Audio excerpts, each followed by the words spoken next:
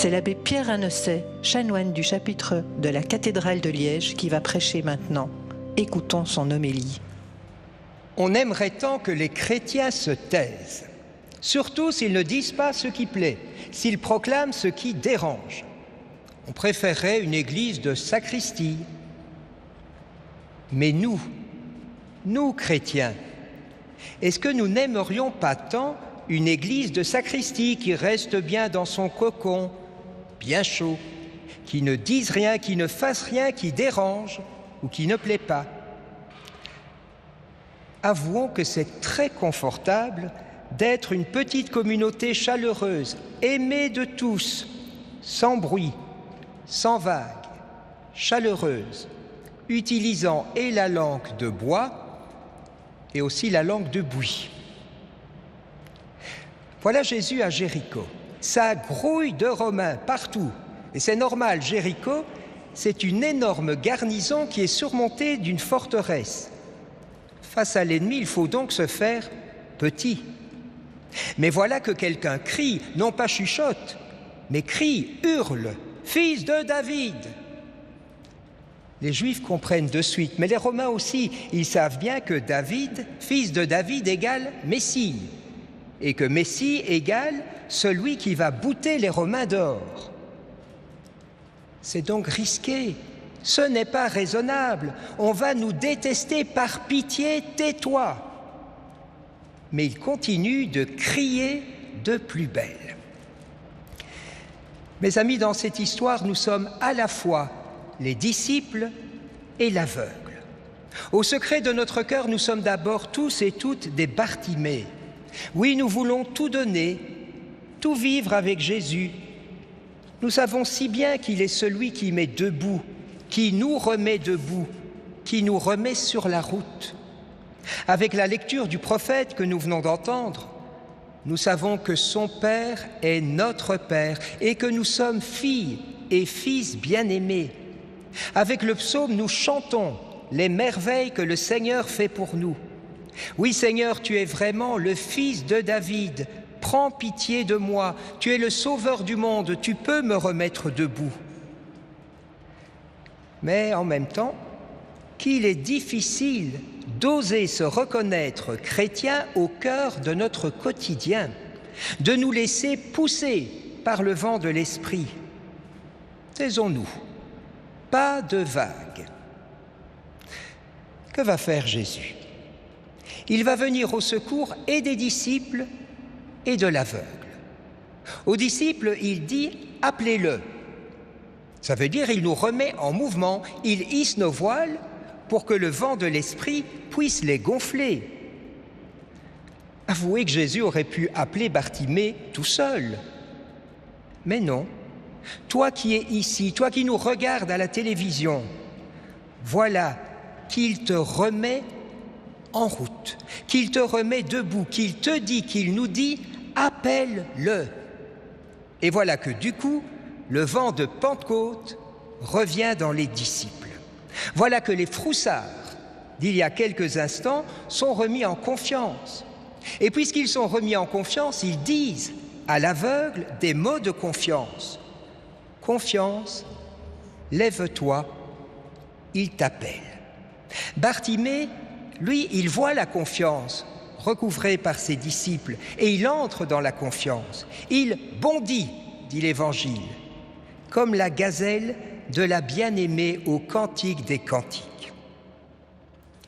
Les disciples. Et de la même manière qu'il a impliqué les disciples, voilà que c'est le tour du fils de Timée que nous sommes aussi. Voilà que lui aussi devient partie prenante. Que veux-tu que je fasse pour toi? Enfin, Jésus, tu vois bien que je suis aveugle. Question idiote, non? Pas idiote, pas du tout. Jésus lui dit, veux-tu vraiment guérir? Veux-tu voir? Et on pourrait continuer, veux-tu entendre, marcher, être debout, ressusciter? Oui, Seigneur, je viens de t'appeler Messie, je te demande de me prendre en pitié. Mais Jésus dit, ça veut dire quoi dans ta vie? Tendre délicatesse du Fils de l'homme, pédagogie de celui qui veut nous faire descendre au plus profond de nous-mêmes, au cœur de notre cœur. Quelle est ta faim? Quelle est ta soif profonde? Creuse, creuse encore, et tout au fond se trouve une source, et tu n'auras plus jamais soif. Va, ta foi, ta confiance en moi t'a sauvé. Vois, tu étais assis et tu as bondi, te voilà debout, ressuscité. Va, tu étais au bord du chemin et te voilà sur le chemin. Je suis le chemin, la vérité et la vie. Ne cherche pas la route, c'est moi, dit Jésus. Regarde-moi tout simplement et mets tes pas dans mes pas. Va, tu étais seul et te voilà en compagnie des disciples. Tu découvres le mystère de l'Église, parfois froussarde, parfois audacieuse et confiante, mais toujours sur la route, derrière celui qui est la route. Non, il n'est pas bon que l'homme soit seul, comme au début de la Bible. Jésus nous donne une aide semblable à nous. Nous tous ici. Va, tu étais dans la ville la plus basse du monde, Jéricho, bien plus basse que le niveau de la mer, que le niveau de la mort. Et tu vas marcher à sa suite vers la plus haute cité, Jérusalem, la ville de Dieu, ville où tout ensemble ne fait qu'un. Va. C'est à Jéricho que le peuple élu est entré dans la terre promise, passant ainsi de la mort à la vie. Mais voilà que tu vas vers la ville où ton maître, lui, va passer de la vie à la mort. Alors, désespérance, confiance, ta foi t'a sauvé. Celui qui était mort, non pas sur le bord du chemin, mais hors les murs, c'est fort la même chose, a fait confiance à son Père. En tes mains, je remets mon esprit. Et il est revenu à la vie. Et là où il y avait le tombeau, il y aura bientôt le tombeau vide. Mes amis, bienheureux disciples que nous sommes, bienheureuse Église que nous sommes, qui par Jésus passons de la peur à la confiance. Je suis avec vous tous les jours jusqu'à la fin des temps. Bienheureux fils de Timée que nous sommes aussi, qui quittent déjà le noir tombeau de la cécité pour la lumière de Pâques. Elle brille déjà les lumières du sabbat, les lumières de Pâques.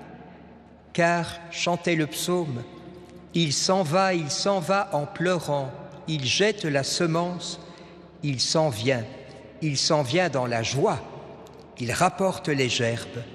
Amen.